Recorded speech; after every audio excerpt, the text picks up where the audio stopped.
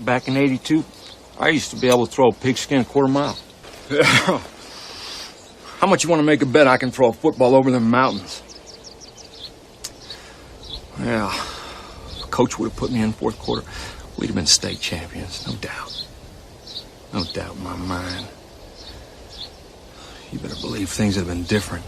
I'd have gone pro. In a heartbeat. I'd be making millions of dollars and living in a big old mansion somewhere. You know, soaking it up in a hot tub with my soulmate. What up, Mike? Toronto. VK on the beat. Check.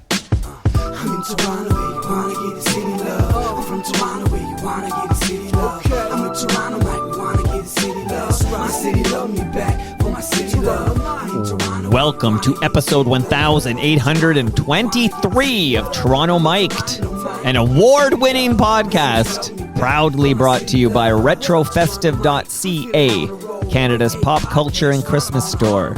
Save 10% with the promo code FOTM for a limited time. Great Lakes Brewery. Order online at greatlakesbeer.com for free local home delivery in the GTA. Palma Pasta. Enjoy the taste of fresh, homemade Italian pasta and entrees from Palma Pasta in Mississauga and Oakville.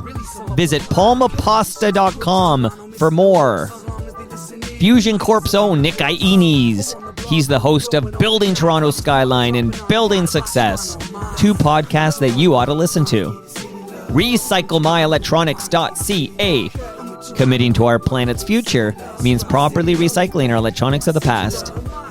And Ridley Funeral Home, pillars of the community since 1921. Today, returning for Christmas Crackers Volume 7 from Retrontario, it's Ed Conroy, an FOTM Hall of Famer. Ed, how you doing, buddy? I'm doing great, my friend. Merry Christmas. Merry Christmas to the entire Conroy family. You know, it just hit me. How many times have I been on this show? When you were doing your intro there, I don't know if this is intentional or not, but you are homaging the Friendly Giant, my friend. Explain further, because if I'm doing it, it's subconsciously because I loved that show as a child. Please tell me, how am I doing so? Well, you know, one of the things that Bob Hummey, the Friendly Giant, did that was different from everybody else was the intro to each episode every day was done live. And every other kid show had a canned opening, just like every other podcast I go on, they say, oh, just start talking. Well, you know, I'll add in all my thanks and all my shout outs after we're done. But I love it. You do it live every episode. That's amazing. Funny you mention that, because about a month or so ago, Alan Zweig was in here talking about his new documentary, and he pointed it out for the listenership because he was sitting right here. And he said, I don't know if the listeners know this, but every time Toronto Mike does that intro and the outro, you know, it's done live. I wouldn't have it any other way. I don't want a canned intro. No, that's awesome, dude. Nice one. Well, that fun fact about the Friendly Giant is one of the many wonderful facts that I learned in the book Imagination, the Golden Age of Toronto Kids TV. We've had an episode where we dove into this, and I congratulated you on that episode, but I just thought I'd let the listenership know, if you go back to episode 1788, I had a great chat with FOTM Hall of Famer Ed Retrontario Conroy about his book, Imagination, the Golden Age of Toronto's Kids TV.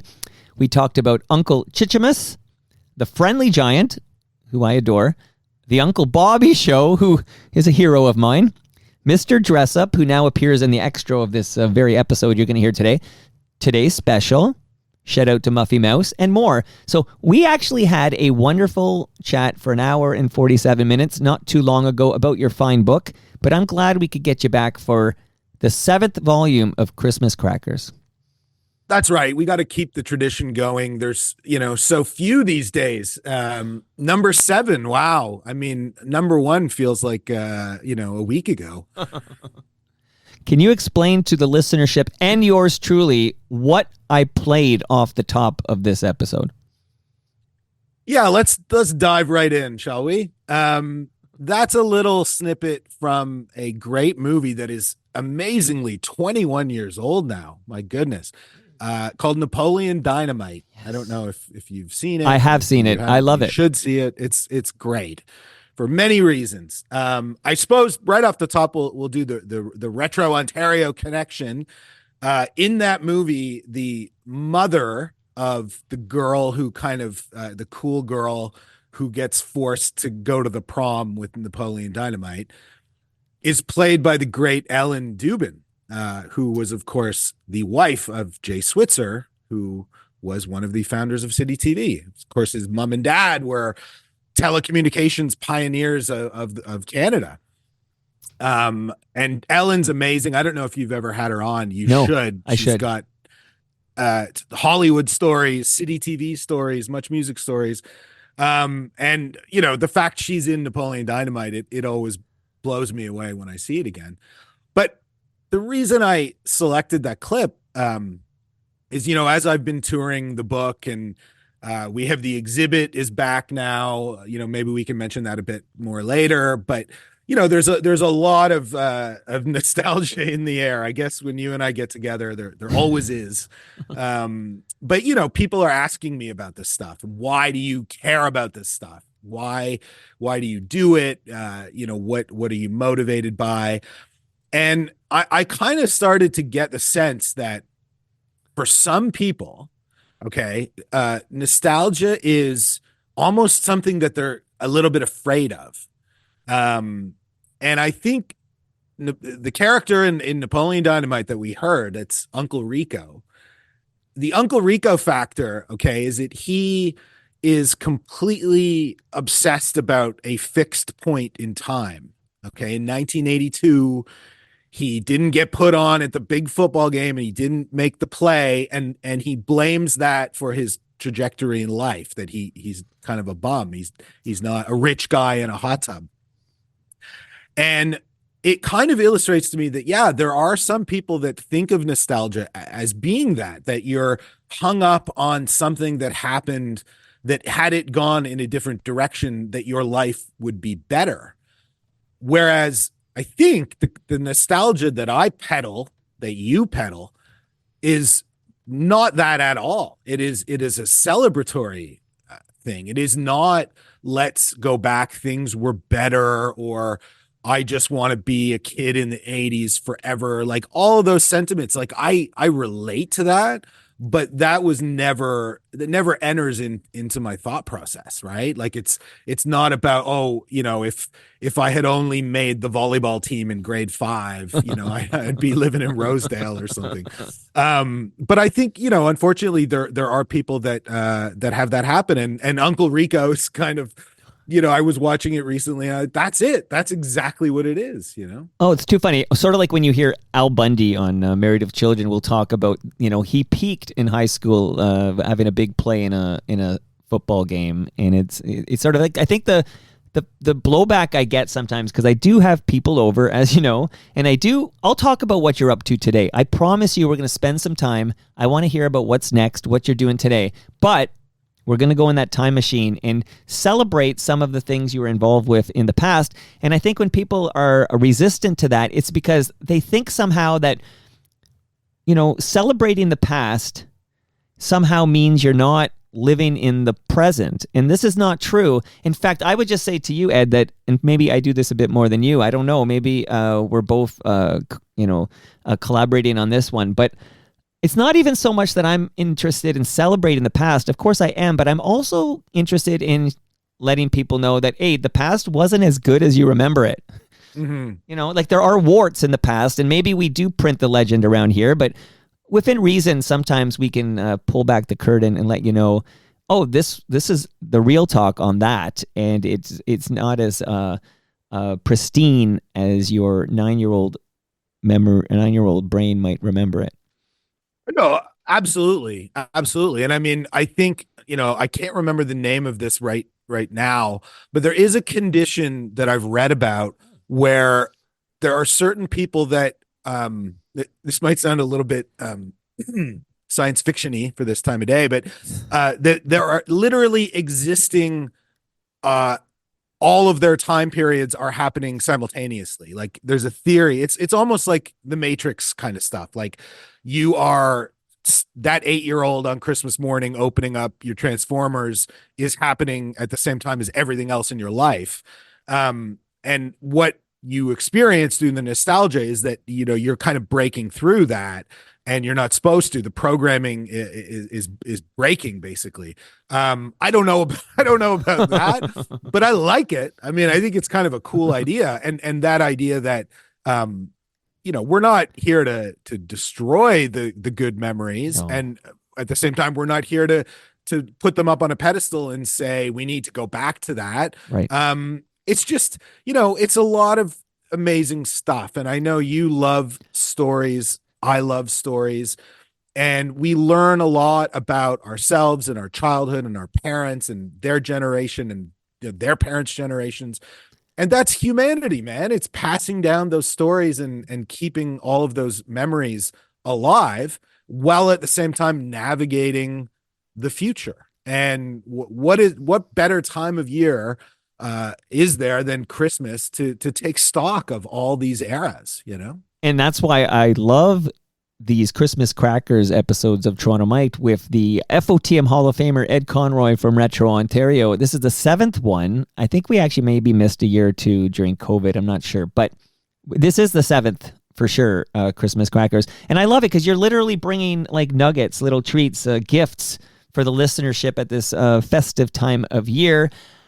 I want to pump your tires a little bit. But first, I want to ask you if you have any time in your busy life, if you could listen to the Consumers Distributing episode of Toronto Mike, which dropped a couple of weeks ago, I think it'd be interesting to get some Ed Conroy reaction. Yeah, I actually had, full disclosure, I had tried to carve out time because I keep seeing references to it that people that heard it have left on my videos. You know, talking about wise guys and stuff. So yeah. It is top of my list. It's mind blowing. I bet. Yeah. I bet. I mean, I've heard stuff. You know, I'm sure it's just going to you know, confirm a lot of those things that I'd heard. It was a scary group of people, no doubt. Well, I mean, the founder went to jail for fraud. Like, let's start there and keep going. Similar to sort of like, there's a lot of CFNY nostalgia in the air right now because on January 6th, it sounds like there's going to be an insurrection, but don't worry, Ed, it's not an insurrection. But January 6th, 2026 on TV Ontario. Ever heard of TVO, Ed? Maybe. Let me look. Shout out to Rick A, who's listening. Okay, shout out to Rick A. But there's going to be a 60-minute documentary about CFNY is going to air, and I think it's going to maybe that'll stir up some conversations about the David Marsden era of CFNY, and of course the inspiration for the Rush song "Spirit of Radio." Couple of quick hits here, though, is that one is it's interesting how polarizing the Mark Daly saying subdivisions thing was that we talked about last time, because I heard from some Rush heads who basically were so angry at us that we're like calling Neil Peart, somehow we're calling him in you know, as he's in heaven watching us, calling him a liar because apparently Rush has said that was Neil Peart, and how dare we say otherwise. But anyway, I'm going to actually pump your tires here, and then we'll do our chit chat. But hold on. Okay, yeah, okay, react. Yeah, I know. Dropping bombs here. I know. Not even letting me respond. My apologies. Okay, CFNY. I'm interested in that because I did actually sell them some footage for that movie. You're thanked in the credits. Okay, that's cool. I saw a couple of bits in the trailer. But the guy who I was dealing with, the director of the Matt Schichter, I saw this clip where he was telling you or something that he wasn't invited to the premiere. Wow. So that hasn't dropped. Oh, the clip has, because I put it on my YouTube channel and then I wrote about it on TorontoMike.com because I found it interesting. I had a 90-minute chat with the director of the CFNY documentary just a few days ago, and I'll probably drop it. I might drop it as like a New Year's Eve special or something. So it's coming, you know, before 2026. I'll drop that in the Toronto Mike feed. But there was absolutely a falling out, and there's three parties involved. I'm still kind of on this case, but you have these three parties. You have the production company that owns this thing, which if I were a smarter host, I'd remember the name of this production company. Highball.tv or something. I have to. Oh yeah, Highball. Yeah. Okay, yeah. So Highball paid for it. They own this doc. Okay. They hired Matt Schichter to direct this documentary, and he fulfilled his promise. He delivered both a 90-minute cut and a 60-minute cut, because TVO wants a 60-minute cut. And he delivered that in February 2025. And then you have the executive producers. I don't know if they have any real power. They're sort of like the Queen in Canada, I suppose. But the executive producers had a lot of influence on this. And there's 5 of them, but 3 of them are CFNYers who are also FOTMs. And they are Alan Cross, Ivor Hamilton, and Scott Turner. So you got these 3 groups, and there was a falling out where Matt Schichter found out this thing was airing on TVO on January 6th when I did, and probably when you did, and he was not invited to the premiere. And we're not certain as we speak now if the version that's going to air on TVO, the 60-minute version that will air on TVO on January 6th, we don't know as we speak now if that is the same 60-minute cut that Matt Schichter delivered in February 2025. Okay. Yes, this is a very unfortunate, common thing that happens with film and documentaries is these, as you say, these different tiers of exec producers and production companies and broadcasters, and somebody, gets their hump up and people get rolled over by buses. It's very unfortunate.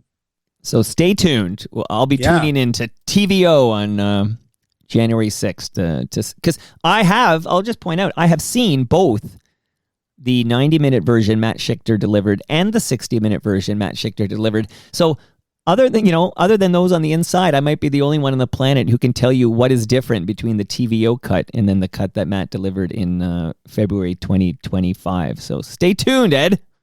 Yeah, well, I mean, there's parallels there with the Sean Menard Much Music movie, really. The only obvious huge difference is that he did not allow for a recut version to appear. So, but shout out to Sean Menard in that he made a beautiful documentary about Terry Fox, and I was lucky enough to be at Roy Thompson Hall for the premiere, and the score for this film was performed live by the Toronto Symphony Orchestra.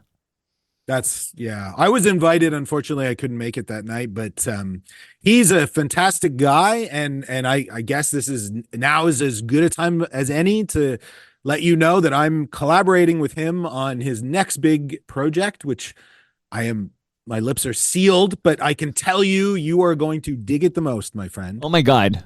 A documentary about Rusty. God damn it, Michael. Do you know now how much trouble I'm going to be in?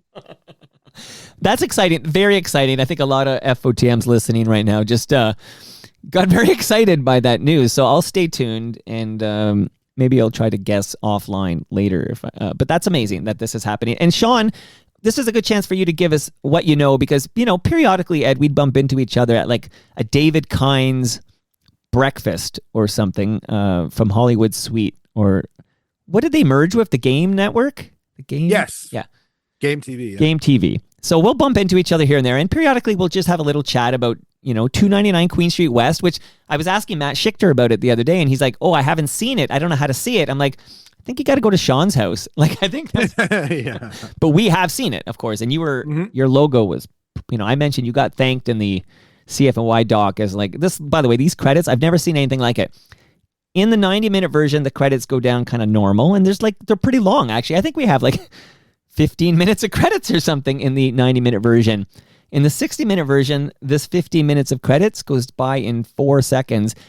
Humanly impossible to read, but you'll have to take my word for it that Ed Conroy is listed, because I was looking for my name because the director listened to many a Toronto Mic'd episode with CFNY people when he was going to interview them, and he thanked me quite a bit, and I thought, oh, maybe I'm in there, but no. But you are in there, which makes me even happier.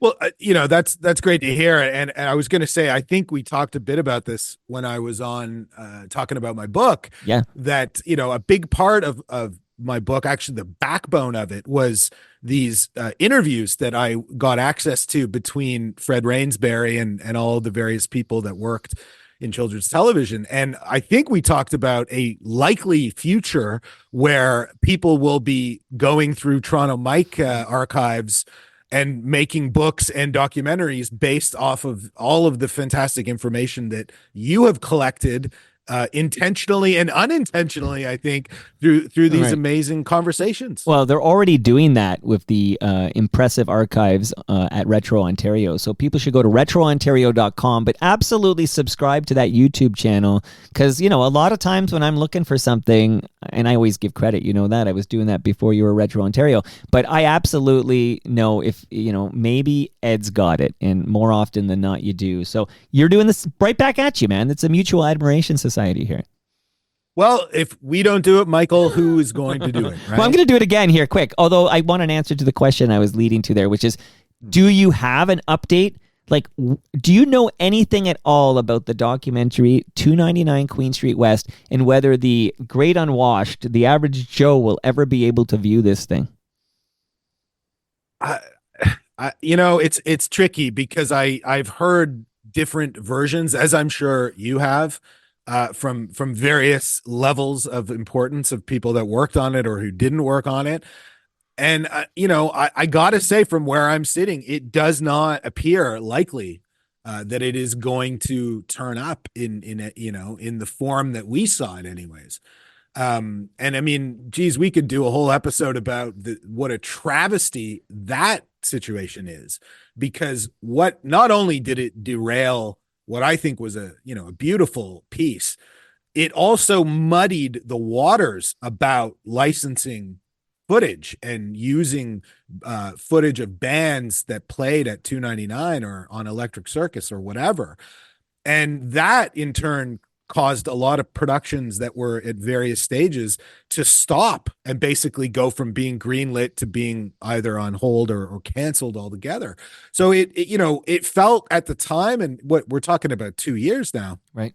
2 years ago, it felt like we're finally breaking through. Like 299 is going to show the powers that be that there is this interest in this stuff, as you and I always knew there was. There's a market for it, and here's a banger. And now it's nowhere to be seen. I think the momentum has totally gone. The air's out of the tires, and we're back to people saying, "Oh, well, a great example is the Mr. Dress Up film." I don't know if you've seen it. Oh my God! Of course I've seen it. Absolutely. Okay, Shout out to FOTM Nina Keogh.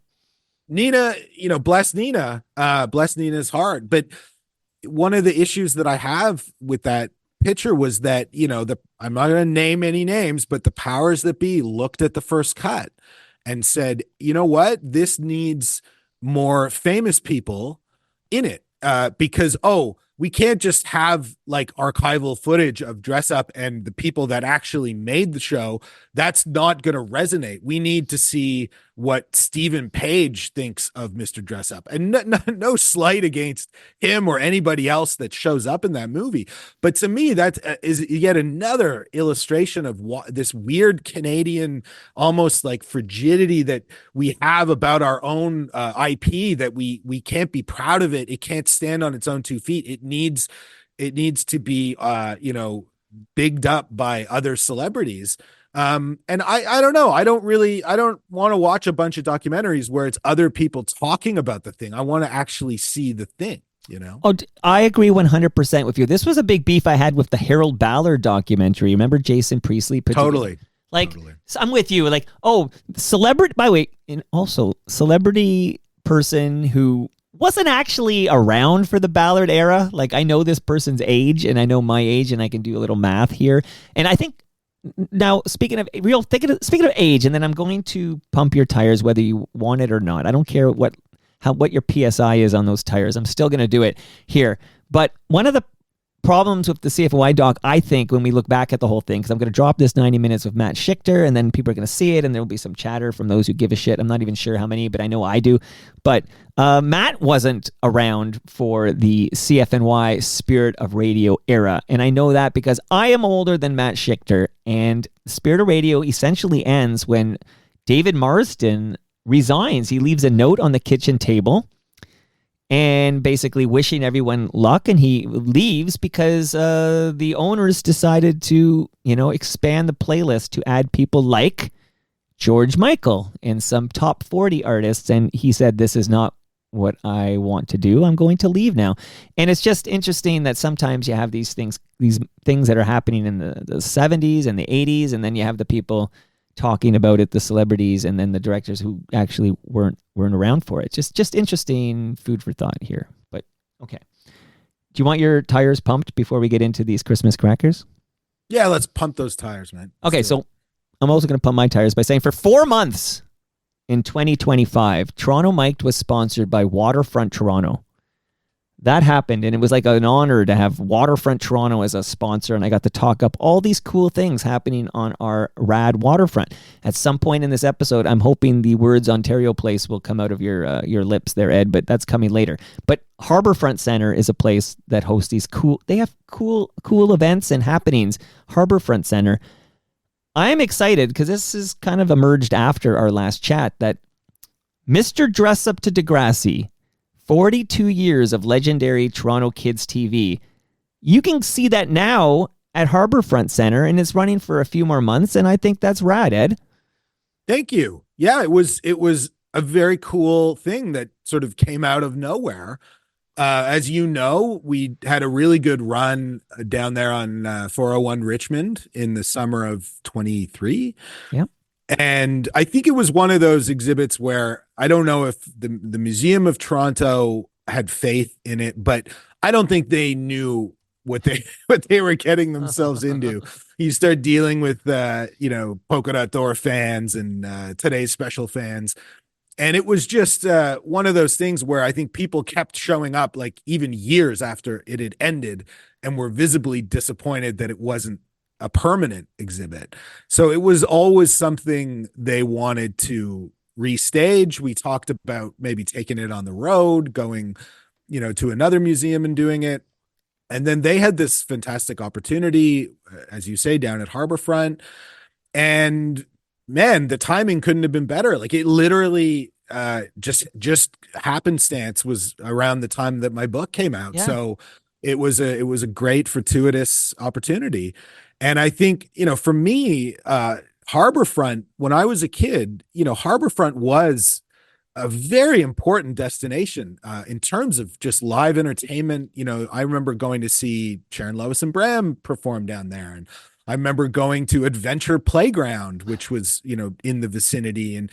And so it felt like a bit of a homecoming. Like there needs to be something. Hopefully we're going to extend that and be there longer. And there's been a lot of people coming out of the woodwork, talking to me about wanting to make this a permanent exhibit, maybe not at Harbourfront, but somewhere. And of course, to me, that's a no-brainer. It should be permanent. It should be something that people can just go bring their children. Their children can learn about what their parents experienced. They can make puppets. They can learn about television, because it's funny. You and I talk about television because it was our formative technology. Like it was where we got everything from. But now, as you know, it is an old format, right? It's like these old boys coming on and talking about radio so passionately, and maybe they're disconnected because they don't see that the world changed and radio is an old format, and now television is. And that, that is what it is. But I think it is important to put it into context of certainly what Toronto gave the world. 100%. I mean, even the Oscars are moving to YouTube. Wow. Think about if I told you that back in the day, Mr. Retrontario. I know. It's mental. Crazy. By the way, so we opened with Uncle Rico, and it's just worth noting. I think a lot of people know this, but for someone, it's a mind blow. The guy, I forget his name actually, in The White Lotus. He's been in 2 seasons now. He swims. Okay, that's what you need to know. The guy who swims. Do you remember his name on White Lotus? Have you seen John Grease? John Grease. Oh yeah. Okay. Thank you. He's same actor. Brilliant. Yeah. Yes. So yeah, and Yeah, sorry, go ahead. No, you go ahead. I was only going to bang home that mind blow. I love that guy. He turns up. He's one of those character actors. Yeah. It turns up in the most random places. I loved him when I was younger in a great Val Kilmer comedy called Real Genius. I remember, of course. Okay, so he plays the weird guy that lives in the closet, right? And then he also turns up in the John Travolta movie Get Shorty. He's one of the hitmen in that. I've seen that. And yeah, he always brings it. And I think Uncle Rico is just such a brilliant character. But so yeah, whenever you see that guy, it's worth watching. Another character actor, just last note, then we're getting to the Christmas crackers, everybody. But although these are kind of gems themselves, these little sidebar chats, but the actor known as Jonathan Banks. Okay. So a lot of people are like, oh, that's Mike from Breaking Bad, because what a memorable role as Mike in Breaking Bad. But once you kind of see that distinctive look, I'll be watching old stuff, old movies and this and that. And there he is, similar to the actor who played Uncle Rico on, same deal. Like just character actor, always good. You don't know the name necessarily, but once you spot the face, you see him everywhere. Yeah. That guy. Yeah. That guy. Hey, it's that guy. All right, Ed, so now we're ready for Christmas crackers. Do I just play the clip and then you'll react? Does that sound right? Yeah. I didn't know if you had a speech prepared before I press play on these things, but let's kick out here the first Christmas cracker here. Ho, ho, ho! Merry Christmas, everyone! We wish you a Merry Christmas. We wish you a Merry Christmas. We wish you a Merry Christmas and a Happy New Year. We'd all like Well, they certainly seem to be having a good time out there, Sprocket. Yeah, I like it when they have a good time. But I tell you what, somebody's got to do something about these dishes, Sprocket. Come on. I'll wash and you dry, okay? good tidings to you wherever you are. We wish you a Merry Christmas and a Happy New Year. Look up, dear. Wish you a Merry Christmas. We wish Mistletoe. you a Merry Christmas. We wish you a Merry Christmas. Merry Christmas, Kermit. Merry Christmas, Piggy. Merry Christmas, everyone. Merry Christmas! Merry Christmas! Merry Christmas! Merry Christmas! Merry Christmas, all!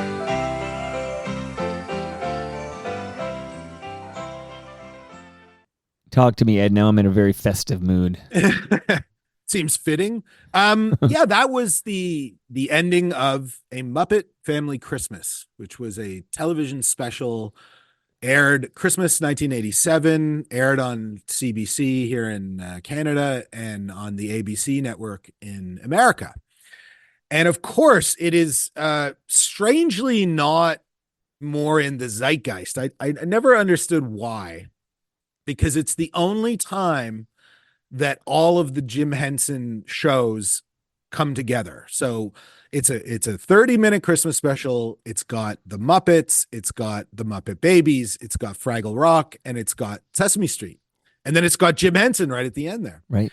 And it is, for the people that know about it, it is sacrosanct. Like it is, you know, up there with the original British version of Christmas Carol. Like they watch it every Christmas.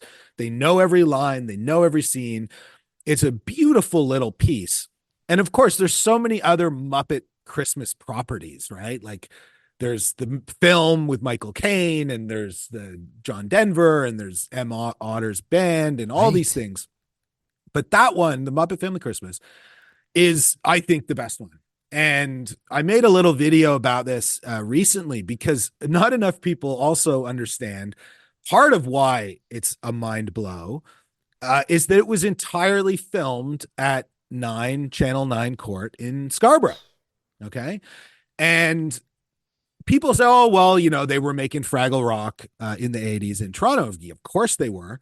But they were making it at Channel 9. They were making, that was a CBC HBO co-production. So I would love to get to the bottom of why it was shot at Channel 9. And there's no information. I've consulted Muppet historians. I wanted to talk more about this in my book, and I just couldn't the information seems to be lost as to why it was filmed at 9 Channel 9. But throughout all of this, it just reminded me that that is a building, okay, that is strangely not revered, I think, as much as it should be. Like, we all have obvious great reverence for 299 Queen, right? Like, you say 299, everybody knows what all the stuff that was filmed there and all the characters that passed through there. And maybe because it's downtown, maybe that's why it gets all the props. But we've talked a lot about Uncle Bobby and Just Like Mom and the various people at CFTO News throughout the years. The fact that they shot some of the most important and memorable scenes of Network there, I'm mad as hell, not going to take it anymore, happening on the soundstage while the Uncle Bobby cast is like watching this Oscar-winning performance go down live is incredible. And Tom Gibney's in that movie, am I right? Tom Gibney's in it, and then I think we've talked about this before, like Tom Gibney gets sampled by Steinsky and Double D, and it ends up being one of the original hip hop samples that then gets resampled throughout the years. But even after I put out this vid, I get people coming, oh, did you know they also filmed this there? And I didn't know that David Cronenberg's Videodrome, which is like in my top 5 movies of all time, because I think it's so prophetic and it's really about Moses and it's about city TV. There's the sequences in that movie that are meant to be basically an adult film that James Woods is watching on videotape called Samurai Dreams. And it's just totally weird, like Asian porno. But that was all filmed at 9 Channel 9. So the idea that, integral sequences of Network and Videodrome, which I think are the two, like I said, the two most prophetic films about television, were both shot at 9 Channel 9 is crazy. And I don't know if you've ever been there. I was there once to be a guest on Richard Krause's show called Pop Life. Right. And it is really a strange building, right? Because it's literally frozen in time. Like it is not changed at all. The staircases, everything is exactly as it was when it opened. 1960, I talk about this a lot in the book, like the CTV network coming on the air in 1960 was a huge deal, because up until that point, like almost 10 years of television in Canada was just CBC affiliates. There was no alternative to that. So they get this new network going. It's a commercial network, and CFDO is the flagship. And they go on the air New Year's Eve, and they're showing fireworks in black and white. I love that. But that building never, ever changed. It's like a relic. And I know when all the various changes happened with Bell Media and 299 slowly becoming even more of a mausoleum and shipping these people out to Scarborough Agincourt, and a lot of people being pissed off about that or bummed out about that. I just think they're missing an opportunity to not step up and make a bigger deal about what a historic building that place actually is. So love hearing your perspective on that. And there's so many mind blows in that last few minutes of Conroy that like parts of my brain are all over the walls here, like unbelievable mind blows there. But a couple of quick hits on that. Why is, Channel 9 Court not as revered as 299 Queen Street West? But the two things. One is that CFTO never seemed as cool.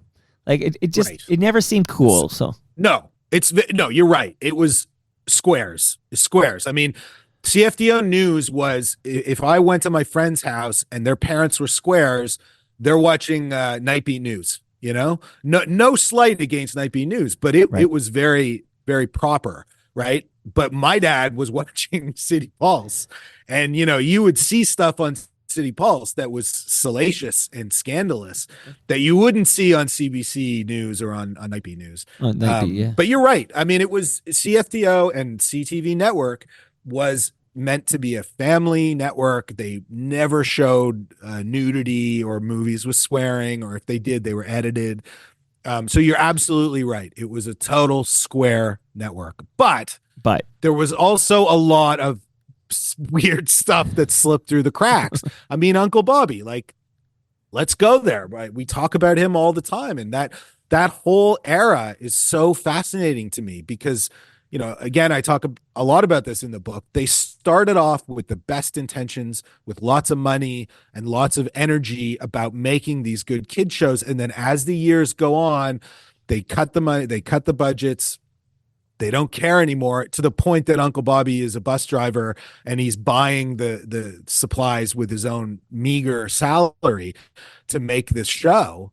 And yet it still was in production because they had that regulatory obligation, right? They couldn't, they didn't, nobody wanted anything to do with that stuff. They hated it. It was embarrassing to them. And I love that Uncle Bobby, as a child, in Scotland, his dad was friends with the guy that actually invents television. So he is around this inventor, this mad inventor, Farnsworth, and he learns about television, and then he goes off and fights in the war and does all this, you know, vaudevillian life. And then he ends up in Scarborough doing television. And what does he do? He treats it like a magic act. And any great magician that wants to enrapture his audience is going to start to show you, here's how I do my trick. And so if you talk to Nina, I think you did ask Nina Keogh about Uncle Bobby, and they hated it. They hated going on Uncle Bobby because if you're doing a puppet on Uncle Bobby would go behind your proscenium or your couch, and he would literally pull you up so the kids could see it was a human being operating the puppet.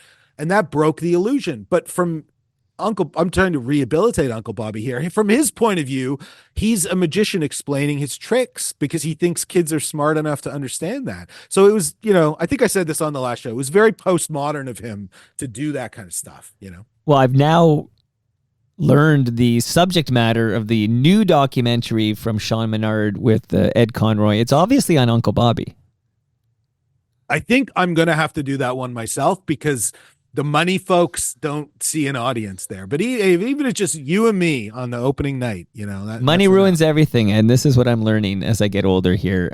Maybe your doc will be about Just Like Mom. I've got some footage of Fergie and I in the basement. You know, I thought, I'm glad you brought that up because, you know, you did more than anybody else to try and, I think, put into context that video that did the rounds. But some asshole, I want to say in the last 6 months, basically brought that video back. And I think it was on TikTok probably. And it went on and got a whole bunch of new attention that didn't exist before.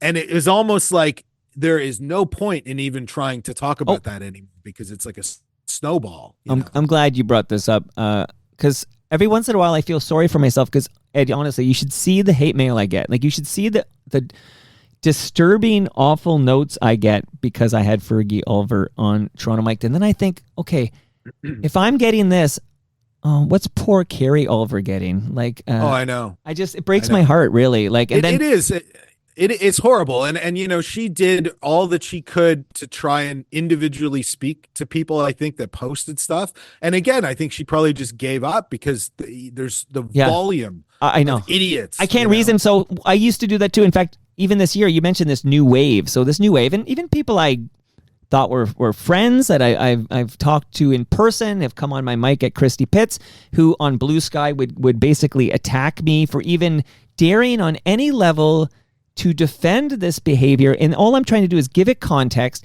but people see the slow, they'll see that and they'll decide, oh, I've seen enough.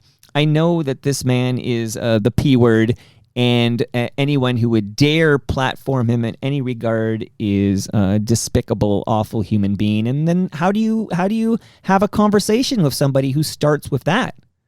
Well, you know, last note on this, because it is a dark subject, but I have begun to wonder if a lot of this is a weird kind of, again, Canadian thing where we see these reports from England, say, about Jimmy Savile, and it's like people seem to want there to be, as you say, a P word in Canadian television. Okay, and whether they say it's Uncle Bobby or Just Like Mom or I've seen poor old Captain Kangaroo dragged into this as well. And it's like these guys, of sure, you watch that footage now, it seems weird, it seems squarish. It's uncomfortable. But again, it's uncomfortable, but you look at the context of children's television at that time, and it was older men. Like, this was totally normal that older men were hanging out with kids and having them sit on their lap and all that stuff. And it's so easy to take that clip out of context and have it blow up on TikTok and say, "Oh, look at me, I'm so morally superior." But there's really nothing you can do to fix it, right? And I'm glad you mentioned, because you and I are both raised here in Toronto, and therefore I'm speaking for you. You're here. You can speak for yourself. But I had no clue who Jimmy Savile was until he died, and then until everything emerged. And of course, I've seen the documentary. I think it was Netflix, but I've seen the documentary, and it's just the worst, most disturbing. It's just horrific. But so we learn what happened in England, essentially. And I'm 100% with you, and I've said this to anyone who will listen. The Fergie Oliver supercut that's been given life on YouTube, etc., gets swirled up in this Jimmy Savile stew, and it's unfair. I'm going to just put it on the public record. It is unfair to Fergie Oliver, and it is really unfair to Carrie Oliver, and it is fucking unfair to Toronto Mike. Amen. Amen. Okay. One last, I think I had two things. So one is that we got on a little tangent. We might do that, Ed? But CFTO, not as cool as City TV. Okay, not as cool. We won't argue that. But also not as accessible and open to the public. You mentioned you've been there once, okay? Toronto Mike has never been to Channel 9 Court because I've never been invited there. Meanwhile, how many people do you know in this city who will tell you about when they went to the Much Music Video Music Awards, or they went because there was an intimate and interactive, or they went just to go to Speaker's Corner or to stare in the window of 299 Queen Street because they were recording live Much Music or whatnot, breakfast television, you name it. Like, it was accessible to the city. It was a part, like, Moses said, what, the city is our newsroom or whatever. It felt accessible. It felt like I could touch it. I could see it. This box in Scarborough that you drive by looks like a fortress. Do not enter. There's moat there. You're not wrong, you're not wrong, Mike. I mean, look, Moses's, his whole ethos was to take that moat and flip it and make it accessible and have people in there all the time and have people feel, the people of Toronto, that they had an ownership stake in that channel. And that's why it's so beloved, no doubt. So it is a bit apples and pears. I think I just raise it because it is seen as this ugly ass building in Scarborough across from the Scarborough Town Center. But when you actually look at that credit roll, it's amazing. It's really cool. And absolutely. I feel a little bit that I kind of sleptwalked through my research. And then you have this moment where you're like, oh my God, this place is wild. And it shouldn't be seen as the dog shit on somebody's shoe, Open the doors, let us in, and let us celebrate your history. Yes, that will never happen, but we can do it remotely. All right, time for another Christmas cracker. So thanks to OLG Players, we've been able to reinvest $62 billion back into communities. That's a lot of money to share, and we're thrilled to do it. Winterio, this Thursday could be your lucky day. Winterio, if you're gonna win, you gotta play, cause you can't win Ontario without a ticket. You gotta get a ticket, don't forget to get a ticket. Ontario, you gotta have a ticket to Ontario. Hi, I'm Faye Dance, and this is the Ontario story. Oh, bless Faye Dance. I had the great, fantastic opportunity this year, Mike, to help OLG celebrate their 50th anniversary. They reached out to me. They were looking to get Faye Dance, who was the original co-host of Ontario, get her back out there and talking about this incredible phenomena that's, changed a lot over the years. And Winterio was one of those things that I remembered very well as a kid that grown-ups knew about, and grown-ups talked about. But there was no question that on Thursday nights, that was like the original must-see TV if you lived in Ontario, because obviously there was these live draws, people won cash money, but more importantly, it was like a geography lesson about the province. So they would do these live shows from remote communities all across Ontario. And they would still do Scarborough, and they'd do, the Royal Ontario Museum or the Science Center. But more importantly, they'd go out to these tiny towns that nobody had ever heard of. And they would do these amazing features about the history of the town and what kind of stuff was going on there. And the money that would be raised from the sale of the lottery tickets would go towards building a hockey arena or building, a new beachfront. And the whole thing kind of, it was genius, really. It was like, ticking all these boxes. It was global television. Right when Global Television Network started up, they needed programming, so they entered into this deal with OLG. So they produced those shows, and you see that footage of the Winterio trucks, all lined up with the logos, driving into these towns. It's like almost like a Western movie. It's like Shane is coming into the town to clean it up and make it better. And so it was just very cool. I got to hang out with Faye Dance, got to interview her about just the legacy of the project. And then I got to go through like hundreds of hours of vintage Winterio footage. And I put together a little video. It's on the Retrontario YouTube channel. So yeah, if you remember that stuff or you're curious about it, it's worth checking out. Yeah, 50th anniversary of Winterio. You'd be my first call too. I love it. Thank you.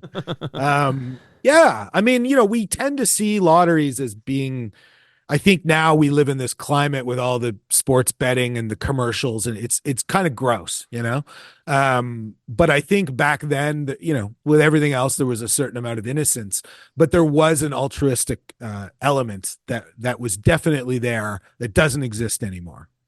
Between your fine book, this exhibit at Harbourfront, this Winterio 50th anniversary work, 2025 was a great year for Ed Conroy. Well, thank you. I didn't win a podcasting award, though. I think I'm going to blow that right back at you, man. That's fresh news. That happened Thursday night, I believe. You're right. And I changed the intro. I don't know if you heard it, but I now say an award-winning podcast. I'm going to lean in on this. This is a major award. Hell yeah. Yeah, dude, everybody and their dog has a podcast. So the fact that you now have an award, that is distinguishing. Thank you very much. Here we are. This is the Mutual Admiration Society, but I have another Christmas cracker courtesy of Retro Ontario. From just beyond your imagination comes Omnibot, the fully programmable robot with a memory. Omnibot, he walks, he talks. Hi, cutie. Amaze your friends. Wow. Intense. Refreshments, Earth-type snacks. Impress your teacher. Impress your girlfriend. Omnibot, there's romance. Take my heart. He's the lean, mean, poppin', breakin' music machine. Yes, it's Omnibot, the fully programmable robot, available now in your neighborhood. You control me. Do you remember that garbage? 100%. And I have memories. Omnibot, I think it was in the Consumers Distributing catalog. Yes, he was on the coveted back cover in Christmas '85. So that means it was out of stock. Of course, it probably never even got into the back room there. But no, Omnibot, I just had a moment. I don't know if I've ever talked to you, but I still show up quite frequently on iHeartRadio network. Yeah. I do the Thursday throwback with Shane Hewitt and the night shift. And it's great. Every week it's of all the, I would say all the guests hosts that I have worked with as a guest at iHeartRadio /News Talk 1010. I think Shane Hewitt is the most Mike Boone-esque. Really? Yes. I need to get him on Toronto Mike, this guy. You do. Oh my God. He is so chill, and he's our age, and he gets all the references, and he wants to. But you think I'm chill? Oh my God. Compared to some of these other doofuses in the game. Okay. No, it's a great pleasure to go on and just, talk nonsense with him. Yeah. But we were talking about, things from 85, Christmas 85. And I had forgotten the Omnibot, fervor that happened. It was sort of like Cabbage Patch Dolls, I think were 84 or 80. It was around that, maybe even 83, maybe. But that was the first news footage of parents slugging it out to get them. And that's what started this whole nonsense. Every Christmas there has to be, like a Tickle Me Elmo or whatever it is, the phenomena. And poor old Tommy tried so hard to make Omnibot the must-have present for Christmas 85.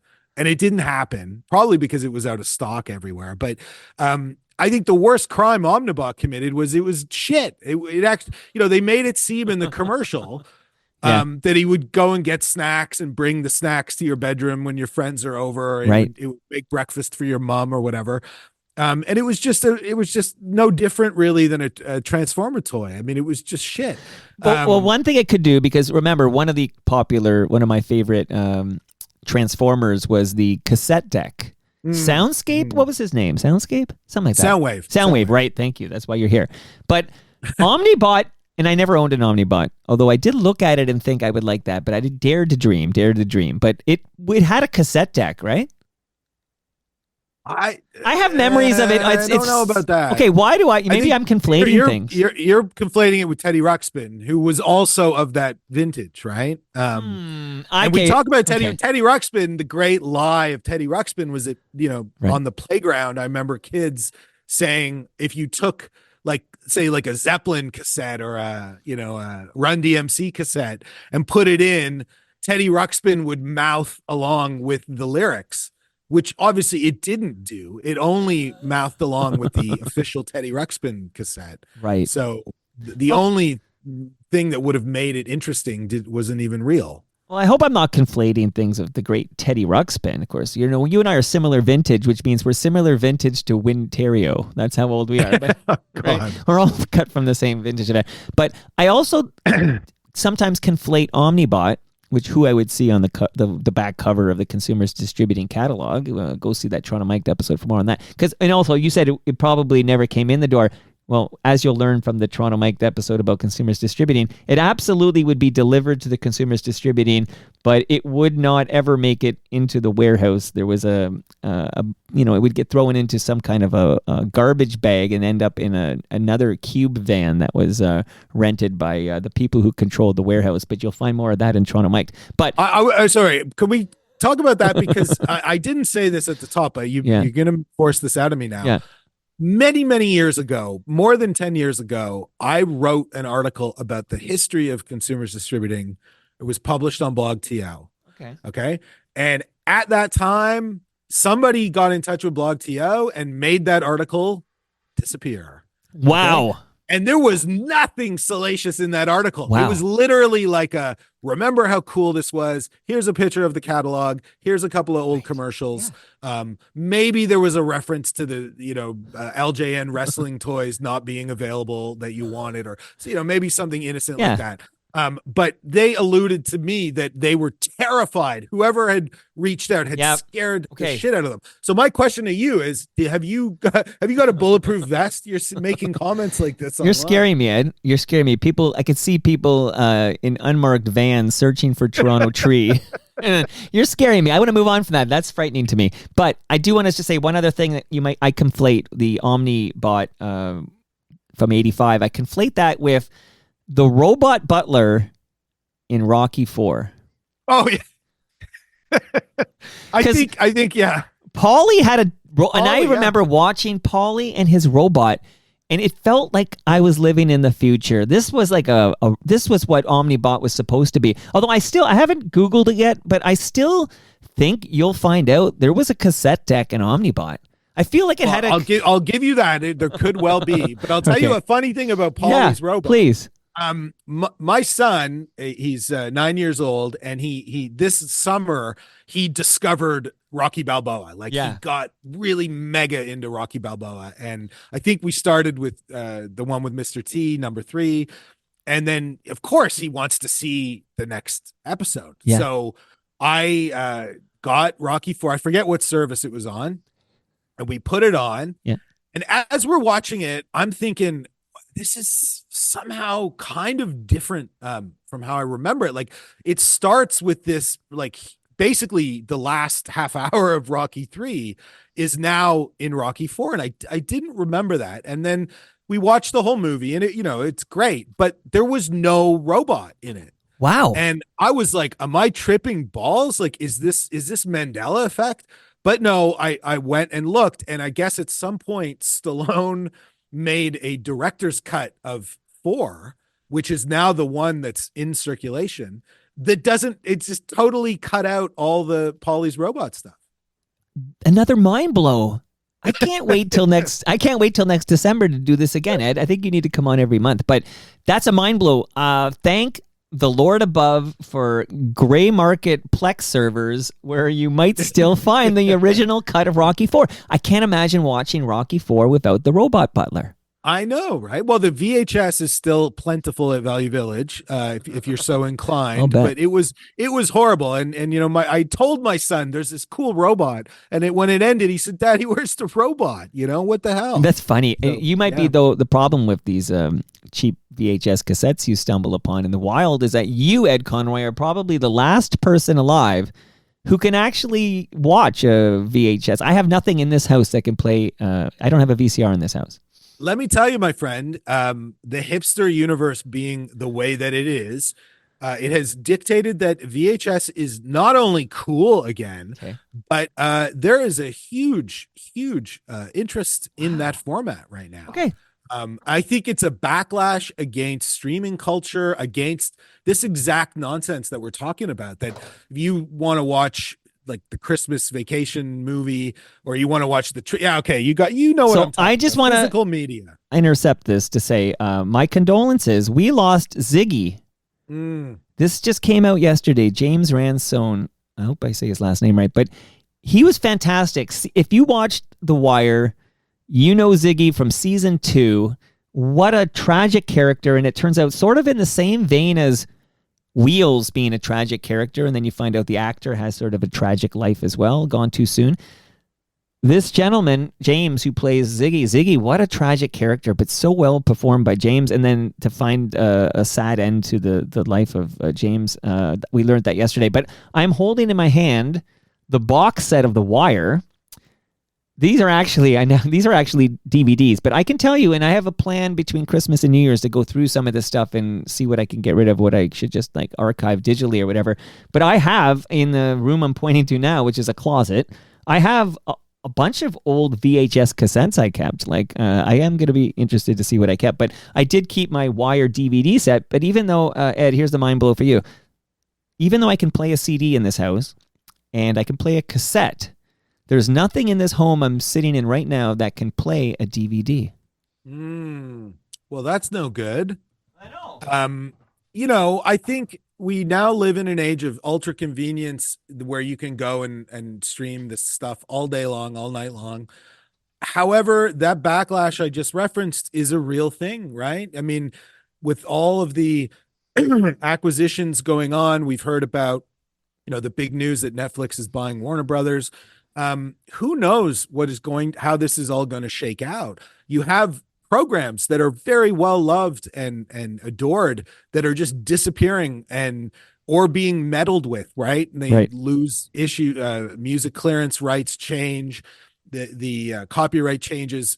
We've talked about this before. If you go on Spotify, there's certain Beastie Boy songs where the sample is not quite as you remember it because they've had to go back and remove the stems. So the only thing you can really do if you're a purist is to own a physical copy. But you see, the corporations don't want this. They don't want people owning The Wire on DVD. Right. And you brought up this big merger here, acquisition, Netflix and Warner Brothers. Warner Brothers owns HBO. Of course, The Wire's on HBO. And I think the overwhelming majority of subscribers to Bell Media's Crave are subscribed for HBO. Okay. So I actually was chatting with, with my wife about this the other day, but like if this goes through and it looks like it will, and then when all's said and done, why would Netflix, which now owns HBO, why would they want their property on rival service Crave in Canada? Right? They would put it on either a different tier of Netflix or on Netflix and jack up the price or something. So I wonder this is just food for thought in 2026 and beyond, but what happens to Crave TV when they lose HBO properties? Yeah, I mean, I don't know if you remember this, but my wife used to work for HBO. Of course I do. I used to ask her this very question before the Netflix thing, obviously, long before that was an issue. It never made any sense to me that Crave was this, and I'll say it, garbage service that never works properly, was basically being kept alive because of the HBO content. Yes.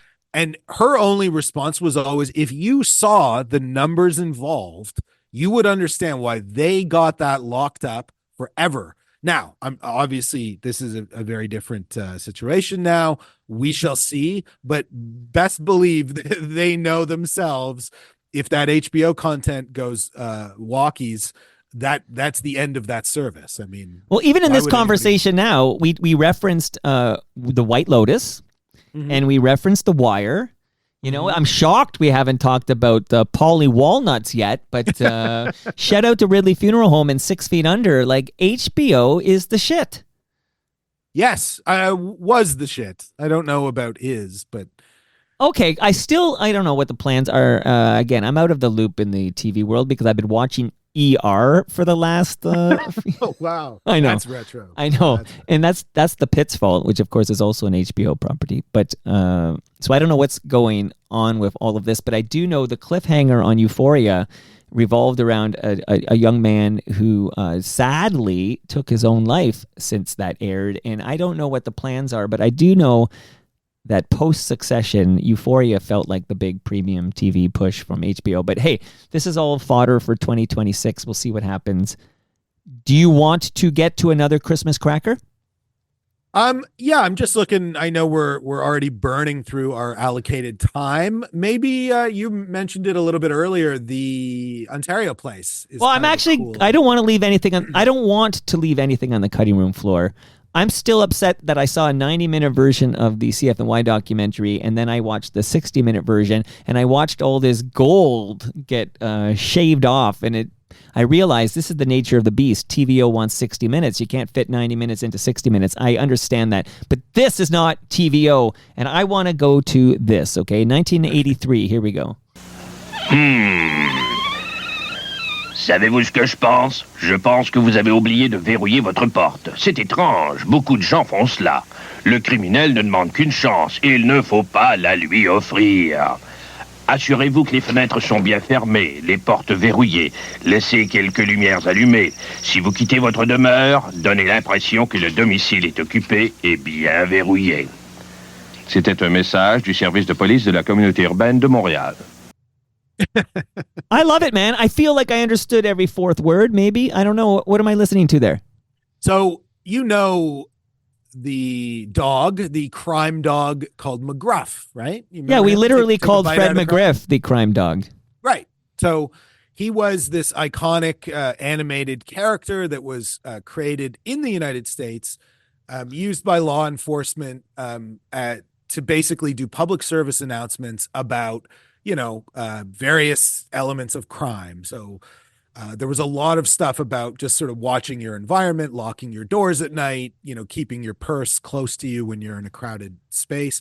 But there was one public service announcement that was probably more remembered than any other one that was about child abduction, because it was terrifying.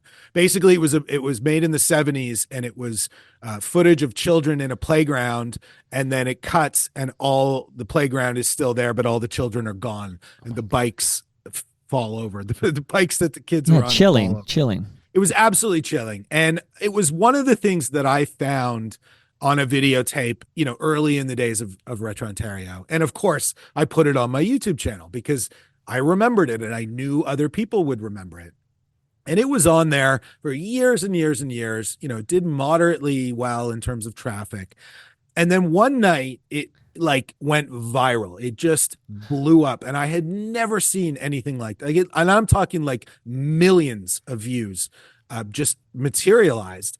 And lo and behold, that happened because I guess there was an episode of Family Guy that had been on that night where they did a riff on that PSA. So all these people went to see the original. And it became, and it still is, the biggest gateway to my YouTube channel that exists. I'm not like proud of this because I would be much happier if it was my Wintario video or my Tommy Ambrose video. But Right. no, it's People McGruff the City. Crime Dog is how people find out about Retrontario. So that was all good and fine until earlier this year when I guess Trump changed the Department of Defense, the whoever is in charge of Homeland Security in America. You know, they everything's been uprooted. Is it like a Pete Heggs? No, Pete Heggs. No, it's not. It's not Okay. Department of War. Oh, okay, yeah. But it would. I think it would have fallen under Homeland Security. But something changed in the infrastructure Okay. of all that, and suddenly McGruff became relevant again, and they started to use him again in public service announcements, and they made a new website and all this stuff. And I got a cease and desist that was actually terrifying, saying you literally have 24 hours to delete every McGruff video you have, or we're gonna fucking nuke you from orbit. You know, like it was like, am I gonna lose my Retrontario YouTube channel because of this one? Well, they were thing? going to send you to El Salvador Yeah, I was going to end up in Guantanamo Bay or Alligator, whatever, Alcatraz. Yeah. It was scary. I've had those before, but nothing like this. So I kind of went deep, and I remembered that there was this Quebecois version of McGruff that I had found on a tape from Montreal, where they had dubbed him into French. And he was basically just doing, you know, the same he was doing in America, but for a French audience.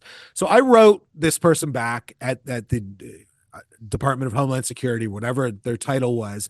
And I basically just said, look, I'm in the business of archiving old media. This character is huge, and I know he's an American icon, but in Canada, we all grew up watching the American channels, so he has just as much relevance here. And also, by the way, I don't know if you guys knew this, but he did this French version as well, and I sent them the French version, the one we just heard.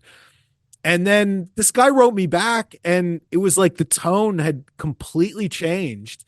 And he was so like friendly and saying, this is amazing. Like, oh my God, this is so cool. Like we're actually really trying to soften our image, and we want to be more accessible to people. So would it be okay? Like, you can keep your shit. Like, we won't mess with you anymore, but would it be okay if we use this French one on our social media? And of course I said, yeah, do whatever you want with that. And they started to post it on the McGruff Facebook page and all this, saying like, oh, look, you know, we're cool up in Canada. And the whole thing just went away, and they left me alone. What a wild story, Ed. It was bizarre. It was totally bizarre. But this is the thing, as you know, when you're uploading stuff over, you know, I've been doing it over 20 years now. These things sometimes can come back and haunt you, because obviously the world changes, the world moves on. Who knows who's going to merge with this company tomorrow, or who's going to acquire this IP and go after people like me. We can only do our best to try to one-on-one speak with a human being and plead our case. This one had a happy ending. The next one might not. I don't know, but I thought you would appreciate the French McGruff. That's an absolutely wild story. And what a tonal change. Like, from we're going to nuke you, you son of a bitch, to wow, that's awesome. You can keep your shit, but can we post this on our Facebook page? Well, I wonder if that's the secret weapon against the Trump administration, is speak French to them, and they roll over. Well, that's what JT used to do. Right. Yeah, of course. Of course. All right, now you said the OP. That's not. Remember how popular in primary school Ocean Pacific T-shirts were? Yeah, dude. Take me back. That Man, was great. when I rocked my OP shirt, like I've never surfed in my life. I'm not even like JT up in Tofino or whatever. He's surfing away. I've never surfed in my life, but when I rocked the Ocean Pacific T-shirt, I was the coolest surfer dude at St. Pius X. But here we go. OP. Here we go. It's all yours. It's all yours. It's all yours.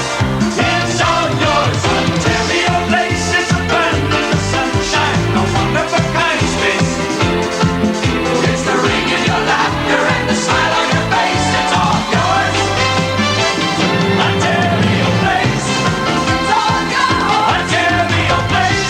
It's all yours. Ontario Place. It's all yours. Ontario Place. I don't feel like Ontario Place is all mine anymore, but let's hear from you, Ed Conroy. Yeah, that one is actually quite sad, isn't it, when you hear that? Well, because I bike by it every day. It was ours. I was Of at course. there was a winter solstice festival in Kensington Market I biked to last night. Amazing. Like they burn this thing in effigy, and it's just wild. So many people out. It was a great night, actually. Loved it. I put some photos and video on torontomike.com if people want to see what I saw in our beautiful city yesterday. But I'm always every day I'm biking on this waterfront trail and I see what's happening. So I'm watching it very closely. So even hearing that little jingle now did make me feel sad. It is, and I didn't include it because I wanted. Obviously, I don't want us to be sad. I don't want to get into that whole sausage factory of why it happened or what's going to happen. I included it because something weird happened to me recently, and you might remember more about this. This, it's getting rarer that I find out about something that I literally have no memory of happening, either from my own experience growing up in Toronto or just, messing around with archives and looking through old things. But you remember Tour of the Universe, correct? Yes, CN Tower. Incredible ride at I did the base it. of the CN Tower. I did that. It was great. Yeah, you went to Jupiter. That was, of course, created by Moses Neimer, based on a graphic novel that he got in the UK. And he got together with this company that was based out of Toronto called SimX. And it was the earliest simulator ride that now, if you go to Disney World, you go on these Star Wars simulator rides. Same company.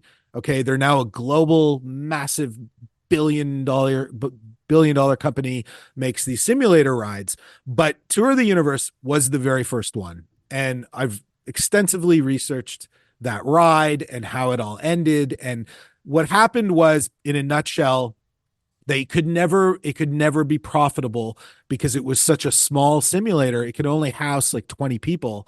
And there just wasn't a way to get enough people on it every day to keep the lights on. If you go to the ones in Florida, you'll see they house hundreds of people and they have multiple rides going on at the same time, getting people on and off. So they make tons of money for Disney. But there was this kind of, when you looked at the chronology of the company, there was Tour of the Universe, and then there was this sort of quiet period before they show up in Japan and in Florida and Los Angeles. And I never could understand what happened in that time, but there wasn't any information online. Okay, flash forward to about a month ago.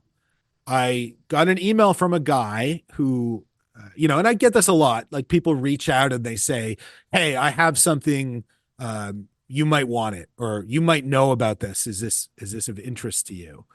And this guy reached out to me, and he was an urban explorer. Are you familiar with this genre of personality? Yes. So these cats basically break into places, and most of them do photographs, or they do video, or they document these strange places that have been abandoned. And it's a whole massive genre, right? Like the urban explorer, YouTube channels and all that are massive. So anyways, this guy's an urban explorer. And about a decade ago, to his recollection, he went to Ontario Place. So it was also kind of a sad reminder of how long it's been in decay, right? Right, Because if right. you're an urban explorer and you're breaking into Ontario Place, it's not, it's not busy. When it's kind of been abandoned. Well, it was not difficult to. I mean, I would bike there and take photos and check it all out. Like, it wasn't difficult to break into. I don't think they were trying to keep anybody out. Right. Yeah, exactly. It's not like there's a security team and, Right. and lasers and all that. So, no, Right. he didn't go into great detail about what he actually did, but he went into the property with the intent to document the weirder stuff that had basically been left behind. And he found himself in a basement. He described it as kind of like a warehouse, but in a basement with a lot of equipment and screens. And he thought it was the strangest thing. So he starts going through some of the storage space, and he finds 2 laser discs. Do you remember laser discs? They were basically like the size of vinyl records, but CDs, like giant CDs. Well, there's a great scene in The Sopranos when they put on the Godfather Laserdisc. That's right. Before your wire DVDs, Right. a Laserdisc was the original home entertainment format. Like it was breaking through cutting edge, watching movies, watching stuff on Laserdisc. So anyways, this guy had found these 2 Laserdiscs at Ontario Place, and there was no information on them other than a title that said Sea Trek. So SEATREK. And he said, I don't have a Laserdisc player. I've sat on these things for 10 years. Do you have a Laserdisc player? Do you want them?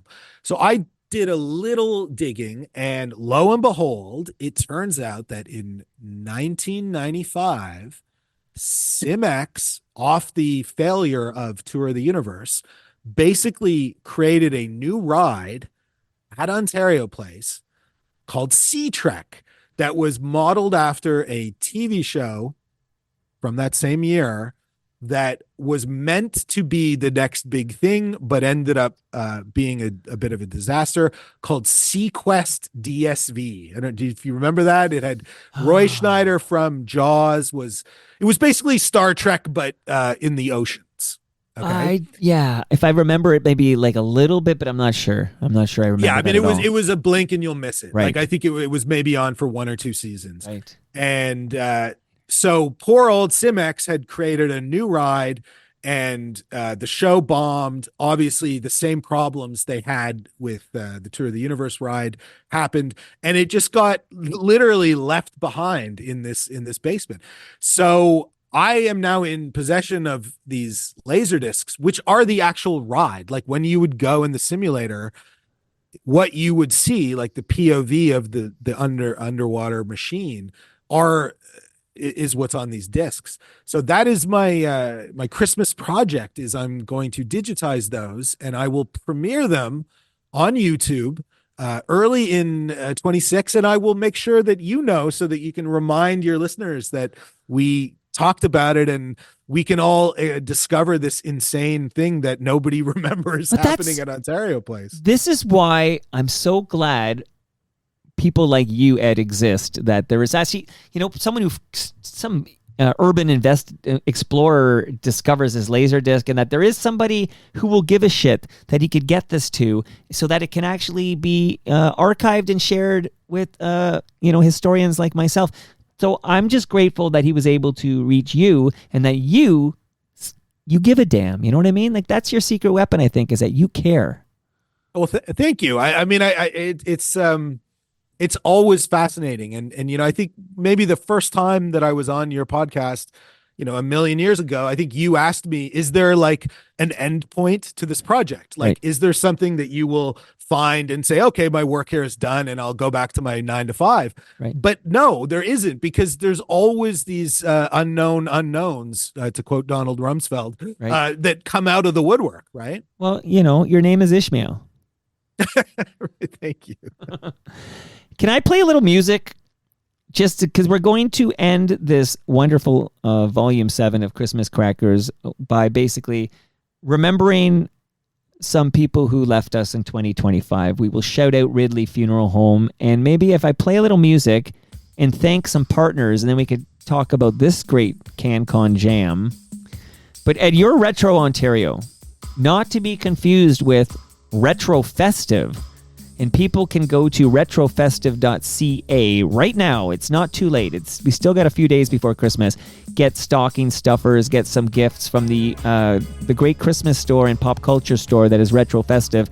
You can save 10% right now with the promo code FOTM.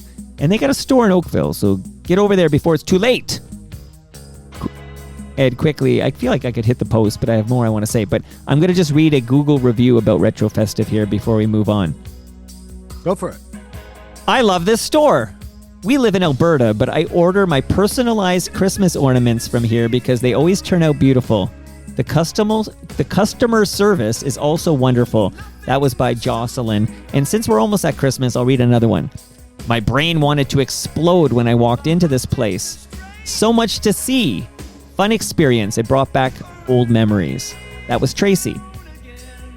So thank you, Retro Festive, because this partnership ends on New Year's Eve 2025, and I loved working with Ty the Christmas Guy. Ty the Christmas Guy gave everybody who came out to TMLX 21 at Palma's Kitchen a few weeks ago, he gave everybody a little leg lamp, and mine is plugged in the kitchen, and I love that leg lamp because that is also a major award. So thank you, Palma Pasta, for hosting us at TMLX 21.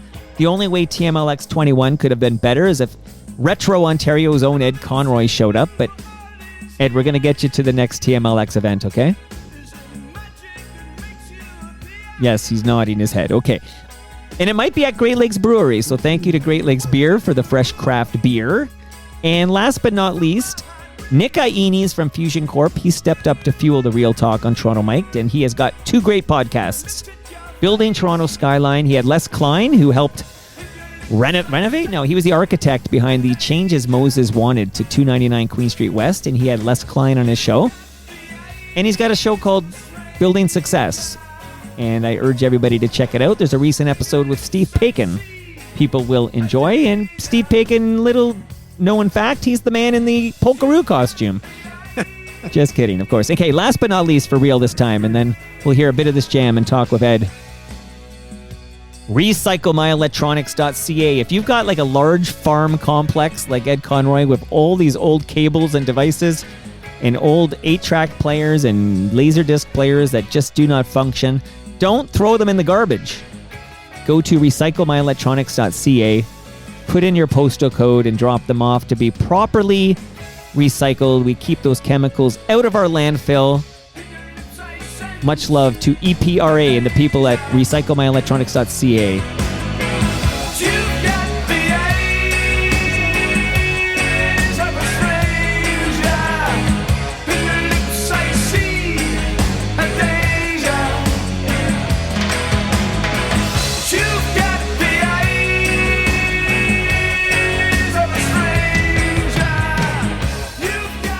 Talk about a staple of like CanCon AM radio in the early to mid 80s. This song seemed to be a standard. Absolutely. And the reason I threw it at you, well, first of all, I know I'm never going to be invited to do a Kick Out the Jam, so I got to sneak them in the Christmas episodes.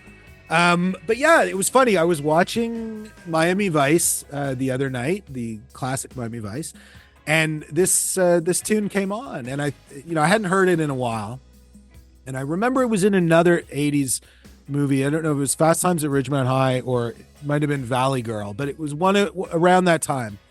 And it's funny because, you don't hear a lot of the great new wave CanCon, as you call it. Right. It didn't break through necessarily a lot, right? Like, I know Spoons, good friend of Toronto Mike's and wonderful band, and I listened to that record or those records, and they are just as good as the British New Wave or the American New Wave. And Paola's somehow, that track certainly broke through. It was in Miami Vice and all that. And I just happened to be Googling about it because why? I often wonder why did that one make it through? And it was apparently because the reason it got big in America was because of the name of the band, right? Like the Paolas was named themselves after the Paola radio scandals. And so that got the attention of AR and people in radio in America, and they started playing it, and then it ends up on Miami Vice, and that was pretty cool. Maybe a couple other Canadian bands could have been more clever with their band titles. It might have been different. And this is Rock and Hyde, right? Mhm. Paolas. And Bob Rock all over the not from 2025, I guess it was from 2024, but the Tragically Hip documentary series. You get to hear a lot about Gord Downey's relationship with Bob Rock. Yeah, no, but that one, I like that kind of. People think it sounds like the Police. I guess it's that sort of reggae, a little bit white man reggae, Little bit. It's tight. But I challenge you to name a second Paola song. Well, the bigger issue is I have the album right here. Wow. The cover is a man. It's like he's looking like he forgot to shut the fridge door. It's not a very enticing cover, unfortunately. But can you name a second jam without reading? No, it? I can't. I didn't even bother. Ed, this is a sad thing, but I'm glad we could remember some people because, everybody can find all over the place wonderful tributes and retrospectives, for example, about Rob Reiner, for example, who tragically passed away recently and was beloved not only because of his father and not only because of All in the Family, but because of these films he directed, from This Is Spinal Tap to When Harry Met Sally, and of course Stand By Me and A Few Good Men. I could go on and on, but what a loss. But you can find many a great retrospective and tribute to Rob Reiner out there if you're looking for that. But I like that we can remember some people that won't get that same attention. But here, and this is again an FOTM we're going to remember here, so I'm going to play the clip and I want to talk about this talented woman. Live from Parliament Hill, this is the Electric Circus. My name is Juliet Powell. Hey, what's up, people? I'm Evangelina. Tonight we're going to be live coast to coast on Music Plus, Much Music, and City TV with performances by OMC, the Funky Green Dogs, as well as Out of the Zone, MJ. Ce soir, Electric Circus et bouge de l'an direct de la capitale nationale. Juliette, je suis prête à mettre ma main dans le feu qu'on va s'amuser ce soir. Tu peux être certaine, ma chère. Et on débute en grâce, on va voir U2 et discothèque. U2 and discothèque, let's party!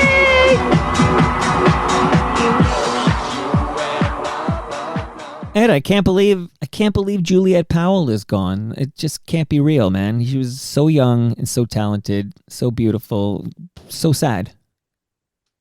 So vibrant and so full of life. And I know, you probably saw her too. I saw her recently at a David Kine's Hollywood Suite. That's the only time in my life I met. I saw Juliet Powell was at one of the David Kine's breakfasts.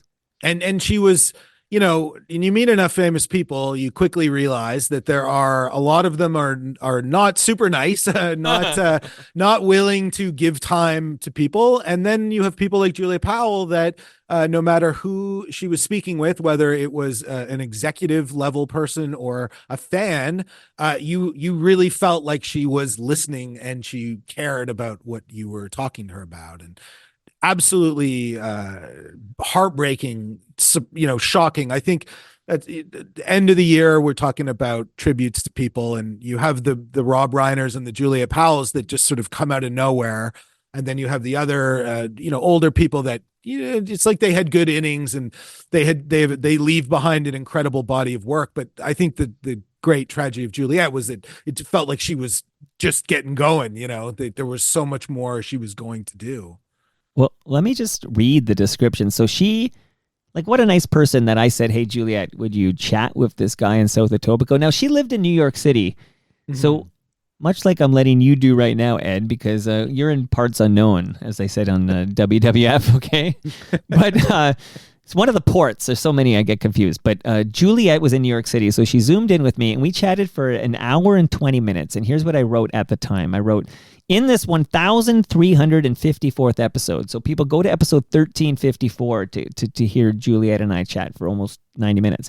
In this 1,354th episode of Toronto Mic'd, Mike chats with Juliet Powell about winning 1989's Miss Canada beauty pageant, working at Much Music, on Electric Circus, and at CP24, her move to New York, and ongoing work in the responsible deployment of AI, ethical data exploration, and the search for and removal of negative biases. Ed, that's a smart person. Oh my God. I mean, she was probably, because she was so beautiful, people expected a certain type of personality, but she was absolutely brilliant.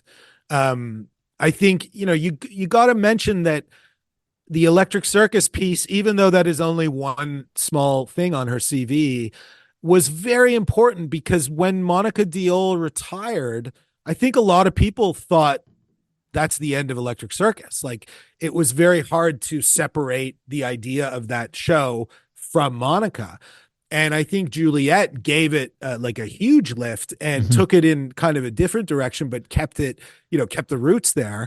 And I've encountered all kinds of people that, they just don't, they're young enough that they don't remember the Monica era. Like, to them, Electric Circus was Julia Powell. Yeah, great point here. Monica defined that show, even though she was not the original host. She was she was a co-host with Michael Williams. Okay, I guess you're right. We print the legend. I guess Michael Williams might say it differently than that, but you're right, of course, Ed. But Julia Powell, so we know her from Much Music. Of course, she's a Quebecer, but she tells a great story of, meeting Moses, because Moses had to personally approve of all hires. I just had Thalia Assuris on the program, and we talked about that. Like, she couldn't get a job on City Pulse until she met privately with Moses, and Moses blessed the hire. And of course, that was the same for Julia Powell. But she was the first woman of color to win Miss Canada. And this is back in 89. And then she has her time at the Chum City and the Moses Empire. And then she goes off to New York, and she's like teaching university students and writing white papers about AI and just stuff that, our feeble brains can barely process. So unbelievable that she left us so suddenly at the age of 54, I believe. Yeah. Yeah. So sad. So sad. Okay. So let's keep the sad train rolling here. Let me play another clip for you. I should be asleep, but every year it's the same thing. I stand here by myself, all by myself, and everybody else is singing songs and giving presents and making all those rhymes. Oh, those rhymes, they drive me crazy. But not this year. This year, I'll put an end to all this Christmas cheer. But first, I need a plan. Graham Greene. Yeah. Well, a legend, really. And in fairness, I think he did get a lot of obituaries and a lot deserved press when he passed. I think what was kind of not spotlighted so much was his work in children's television, and that obviously is in my wheelhouse. So I obviously, people talking about his work in Hollywood films and the breakthrough of being an Indigenous actor and being given proper roles. But I think, he shows up in a lot of really amazing kids shows early in his career. Like, he's in the second season of Read All About It, when the kids time travel back to the War of 1812, and he, plays an Indigenous character that aids them and helps them Tecumseh escape capture from the British soldiers. And what's great about it is, I love that show so much. I think I've spoken about it at length on your program, is that they take it seriously. Like, it's like a B-movie science fiction grammar show, but everybody, whether it's the kids or the villains or Graham Greene, they take it seriously. It's like they're doing Shakespeare, and that elevates the production beyond what it really, the scope of probably what they thought it was going to be. And that clip, of course, is from Dudley the Dragon. And Dudley the Dragon was another show a little bit after our time, so I wasn't super familiar with it because it would have been on when I was at university. But looking back on it now, it's another of that breed of TVO kid shows that was about the environment, really, and about sustaining the environment, and he's playing this grumpy ass tree, Mr. Krabby, and he just kills it. I mean, he's not in every episode, but whenever he shows up in it, it just elevates the whole production. So what an incredible guy. Amazing. And of course, he was Kicking Bird in Dances with Wolves, and that gets him a nomination for an Academy Award. That's right. And in one of the very first uploads on my YouTube channel was a commercial that he appeared in. And I don't know if it was for RCA or Toshiba, but it was a commercial for television sets. And it's totally degrading for him, because if you remember back in the old days, when a television station would sign off and do color bars, they would have an indigenous person, right? That would be part of the test screen. Right. So in this ad, it's Graham Greene, a young Graham Greene, turning in from a real person into this test pattern. And, a lot of people leave, as you say, these angry comments. Why would you put this out there?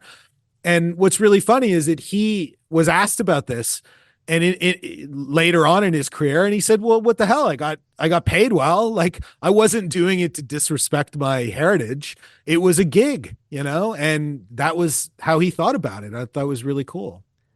Now, Ed, we're going to remember one more fallen soldier here, but I have 3 clips. Do you want me to play them back to back to back, or do you want to set up each one? You know what? Maybe we've had a lot of French in this episode, so why don't we start with Téléfrancais? Téléfrancais, téléfrancais, bonjour, allô, salut. Téléfrancais, téléfrancais, lisez, parlez avec nous. C'est formidable, exceptionnel, c'est excellent, sensationnel, c'est merveilleux, c'est magnifique. Téléfrancais, fantastique. Oups. Téléfrancais, téléfrancais, téléfrancais. Stone cold classic. The great Noreen Young died this summer, and she was absolutely, I would say, integral to the education of every Ontarian that passed through the school system in the 70s, 80s, and 90s, because she was the go-to puppeteer, puppet creator, puppet master for all those shows. Whether you remember them or they're the no-name shows or the Téléfrancais, Ananas, or Boot, or Pretty from Read Along, or any, the Travel Geese for the Canadian government. And I love that all of her puppets, there was a similar look to them. And I think it's in the eyes, as we say, the eyes of a stranger, but all of her puppets had those eyes. And it's always amazing to me, certainly at the exhibit that I have down at Harborfront, it's like when people make that connection that, oh my God, that was the same person that made that one and that one and that one. It's like we were saying earlier about that guy.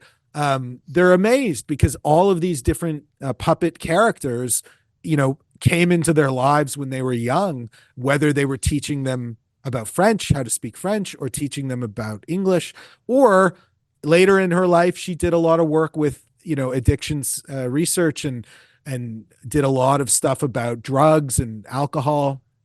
But all of those puppets are in our memory bank, and they touched us all. And yet most people outside of the industry don't know the name Noreen Young. Well, you mentioned Read Along, so let me play this. Put yourself in a book, enjoy the story inside. Read along with us and read along and ride, ride, ride. 'Cause reading is a lot of fun and easy too. So join us here at Read Along. You and you and you and you and you. La la la la la la la la la la la la la. La la la la la la la la la la la la. La la la la la la la la la la la. La la la la la la la la. Young. Now, I don't want to leave anything on the cutting room floor, so may I play my last audio nugget from you, Ed? Yeah, before you do, I think it's probably a good sign-off tune because this is something that is important to remember over the Christmas holidays. Drink responsibly. Hey. What? You know what your problem is? You don't drink enough. I don't? No. Don't you watch television commercials? Chug-a-lug, chug-a-lug, ooh-la-la, chug-a-lug, chug-a-lug. Gang's all here, let's raise a cheer. Have no fear, there's lots of beer. We're having a party, having a ball. I'm so high, I feel 10 feet tall. Everyone looks so sincere, including the ones on the chandelier. The only way to get in gear is to have a party where there's lots of beer. Chug-a-lug, chug-a-lug, ooh-la-la, chug-a-lug, chug-a-lug. Ed, I want to say, so my condolences to everyone who knew and loved the very talented Noreen Young, but let me just thank you, Ed Conroy, for another unbelievable Christmas crackers. This is absolutely my favorite holiday tradition, so thanks for doing this, buddy. Well, listen, Mike, thank you for all that you do and for allowing me on to your program to reminisce and raise a cheer. So thank you, buddy. Merry Christmas and Happy New Year. That project with Sean Menard, I have one last guess before I read the outro. I think you're doing a 90-minute documentary feature about the PTSD experienced by TVO viewers who were tuning in for Polka Dot Door and then were hit in the side of the head with the Doctor Who opening. Good guess, my friend. Good guess. And that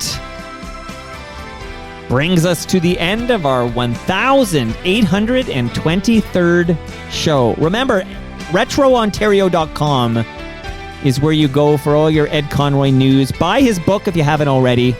Go see the exhibit at Harbourfront. And stay tuned for more Retro Ontario goodness in 2026. Go to TorontoMike.com for all your Toronto Mike needs and learn about my prestigious award. I posted about that. And check out, the video I took last night in Kensington Market. It's pretty rad. Much love to all who made this possible.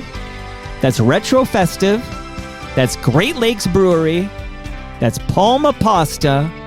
That's Nick Ieni's. That's RecycleMyElectronics.ca. And of course, Ridley Funeral Home. I'll see you tomorrow. Tomorrow is Festivus. And the other annual tradition I love is that my buddy Elvis makes the long drive from North Oshawa every Festivus to sit down here and air grievances with me. So Elvis in the basement tomorrow, airing grievances. Don't you dare miss it. See you all then.